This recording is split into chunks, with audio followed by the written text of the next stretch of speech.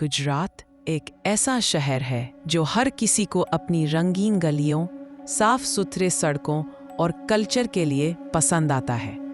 लोग यहाँ सेटल होना चाहते हैं, यहाँ की डंडिया नाइट्स एंजॉय करते हैं। पर रिया और नेहा के लिए ये शहर शुरुआत में उतना फ्रेंडली नहीं था। रिया और नेहा, दो दोस्त, गुजरात शिफ्ट हुई थी एक डायमंड कंपनी में जॉब के लिए। कंपनी के पास ही उन्हें एक पुराना सा अपार्टमेंट मिल गया, फ्लैट नंबर 205। शुरू के कुछ दिन सब नॉर्मल था। ऑफिस जाओ, रात को गॉसिप करो, नेटफ्लिक्स चलाओ। अपार्टमेंट पुराना जरूर था, पर कोई प्रॉब्लम नहीं लगती थी। लेकिन एक हफ्ते बाद नेहा को रात के 2 बजे एक अजीब फीलिंग होने लगी। उसे लगता जैसे कोई उनके बालकनी में खड़ा हो। जब भी वो कर्टेंस खोल के देखती, बालकनी खाली होती। रिया समझाती कि तेरे दिमाग का वहम है। एक दिन दोनों ने बालकनी का बल्ब चेंज करना डिसाइड किया।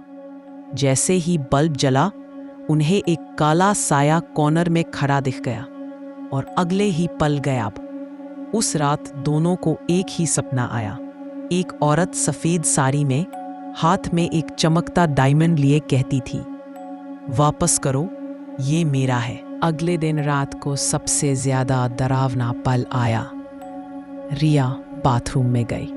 लाइट ऑन की तो आईना थोड़ा धुंधला सा था। उसने हाथ मुंह धोया और जैसे ही उठी अपना रिफ्लेक्शन देखा। वो रिफ्लेक्शन उसके साथ मूव ही नहीं कर रहा था। रिया ने अपना चेहरा हिलाया, पर आईने में रिया स्टैटिक थी। फिर धीरे से रिफ्लेक्शन ने एक ठंडी सी स्माइल दी, जो असली रिया ने नहीं दी थी। उस रिफ्लेक्शन ने अपना मुंह खोला और दांतों के बीच एक डायमंड चमक रहा था। अचानक बाथरूम की लाइट फ्लिकर करने लगी और शावर अपने आप ऑन हो गया। पानी लाल था, जैसे खून टपक रहा हो। रिया चीख मार के भाग गई। नेहा दौड़ी, पर जब बाथरूम चेक किया तो सब नॉर्मल था। पानी साफ, आईना बिल्कुल ठीक। अगली सुबह दोनों ने बिल्डिंग के वॉचमैन से पूछा। वॉचमैन चुप होकर बोला, मैडम, ये फ्लैट पहले एक डायमंड फैक्ट्री की वर्कर का था। उसने एक रेयर डायमंड चुरा लिया था।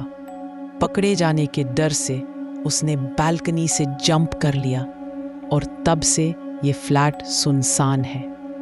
लोग कहते हैं उसकी आत्मा अब तक अपना डायमंड ढूंढ रही है। रिया और नेहा एक दूसरे को देखकर सन्न हो गई। सपना, बालकनी का साया, बाथरूम का रिफ्लेक्शन, सब एक ही चीज की तरफ इशारा कर रहे थे। अपार्टमेंट 201 में वो डायमंड कहीं छुपा था और जब तक वो मिलता नहीं, उस औरत की आत्मा उन्हें चैन से जीने नहीं देगी।